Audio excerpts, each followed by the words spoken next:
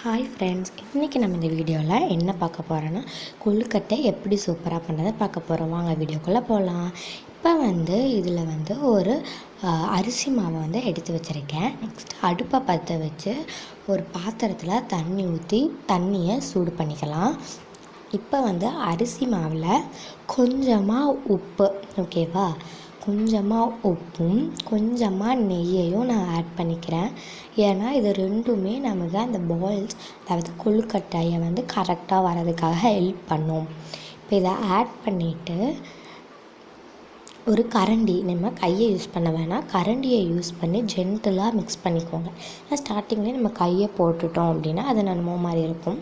So first ஒரு கரண்டி வச்சு நல்லா மிக்ஸ் பண்ணிக்கோங்க. அடுத்து தண்ணி சூடாயிருச்சு. இப்போ இந்த தண்ணியை கொஞ்சம் கொஞ்சமாக நம்ம எடுத்து வச்சுருக்க மாவில் ஊற்ற போகிறோம். கொஞ்சம் கொஞ்சமாக ஊற்றுங்க, நிறைய ஊற்றிடாதீங்க. ஏன் நிறைய ஊற்றுனீங்க அப்படின்னா ஜாஸ்தி ஆயிடுச்சுன்னா நமக்கு இன்னி மாவு தேவைப்படும். ஸோ அதனால் கொஞ்சம் கொஞ்சமாக ஊற்றிக்கோங்க. இப்போ நீங்கள் ஹேண்டை யூஸ் பண்ணி கூட மிக்ஸ் பண்ணிக்கலாம், ஏன்னா அதுதான் ஈஸியாக இருக்கும். இப்போ ஹேண்டை யூஸ் பண்ணி மிக்ஸ் பண்ண பின்னாடி கொஞ்சமாக நான் நெய்யை ஊற்றிக்கிறேன், அந்த சாஃப்ட்னஸ் நமக்கு வரதுக்காக. இப்போ இந்த மாதிரி நல்லா ஒரு சாஃப்டாக இருக்கிறதுக்காக நெய் ஊற்றியாச்சு. இதை மிக்ஸ் பண்ணிக்கோங்க. இது இந்த மாதிரி ஒரு 5 மினிட்ஸ் இந்த மாதிரி நெய்யெல்லாம் அப்ளை பண்ணிவிட்டு 5 மினிட்ஸ்க்கு அப்படியே விட்ருங்க. இப்போ 5 மினிட்ஸ் கழித்து நீங்கள் ஓப்பன் பண்ணி உங்களுக்கு எந்த ஷேப்பில் வேணுமோ அந்த ஷேப்பில் நீங்கள் இது பண்ணிக்கலாம். உங்களுக்கு எந்த ஷேப் வேணாலும் நீங்கள் பண்ணிக்கலாம். நான் என்ன ஷேப் பண்ண போகிறேன் அப்படின்னா, நான் ரவுண்டான ஷேப் தான் பண்ண போகிறேன். இப்போ எல்லாத்தையும் உருட்டி வைக்கலாம். இந்த மாதிரி எல்லாத்தையும் உருட்டி வச்சாச்சு. அது ஒரு கீரலுமே விரிசல் இல்லாமல் இருக்கணும். இப்போ அடுப்பை பற்ற வச்சு இதில் ஒரு பாத்திரத்தை ரவுண்டாக ஆழமாக இருக்க ஒரு பாத்திரத்தை வச்சுட்டு ஸ்டவ்வை சிம்மில் வச்சுக்கோங்க, ஹையில் வைக்க வேணாம். இப்போ அதில் நான் பால் ஆட் பண்ணிக்கிறேன். பால் எனக்கு சஃபிஷியண்ட்டாக இல்லை, கொஞ்சம் தான் இருக்குது. அதனால நம்ம மாவுக்கு சுடு தண்ணி எடுத்து வச்சுருந்தோம்ல, அந்த சுடு தண்ணியை நான் இதில் ஊற்றிக்கிறேன். எல்லாமே தான் ஊற்ற போகிறேன், ஏன்னா எனக்கு சஃபிஷியண்ட்டாக பால் பத்தலை, ஓகேவா. அதனால நான் எல்லா தண்ணியும் ஊற்றிக்கிறேன். எனக்கு பாலோட அளவும் தண்ணியோட அளவும் கரெக்டாக ஆயிரும். இப்போ இது சிம்லேயே தான் இருக்கணும்னு கிடையாது. இப்போ நீங்கள் ஸ்பீடாக வச்சுக்கோங்க. ஸ்பீடாக நம்ம எப்படி நார்மலாக பால் சூடு பண்ணுவோமோ அந்த மாதிரி சூடு பண்ணிக்கோங்க. இன்னொரு மிக்சியில் பாதாம், முந்திரி, பிஸ்தாவை ஆட் பண்ணி நல்லா அரைச்சி எடுத்துக்கோங்க.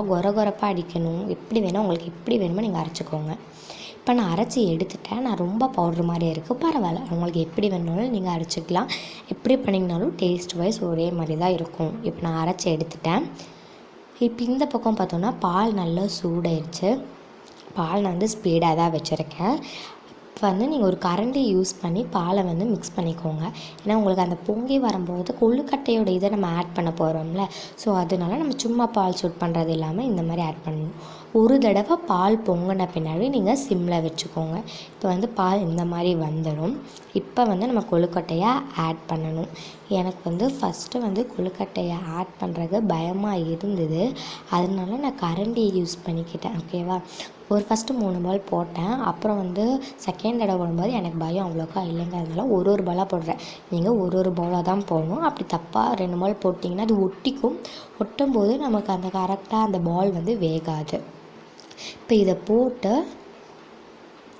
5 மினிட்ஸ்க்கு நம்ம விட்டுறணும்.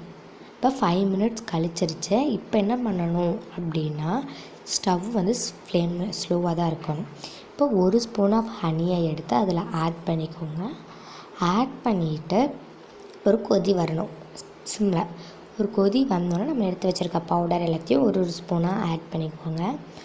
ஆட் பண்ணிவிட்டு ஒரு ஸ்பிம்மில் ஒரு 5 or 10 மினிட்ஸ்க்கு விட்ருங்க.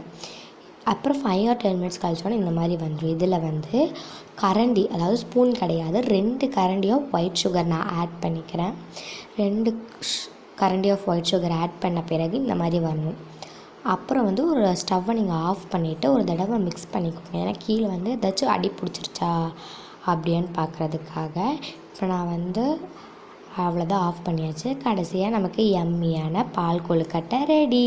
தேங்க்ஸ் ஃபார் வாட்சிங்.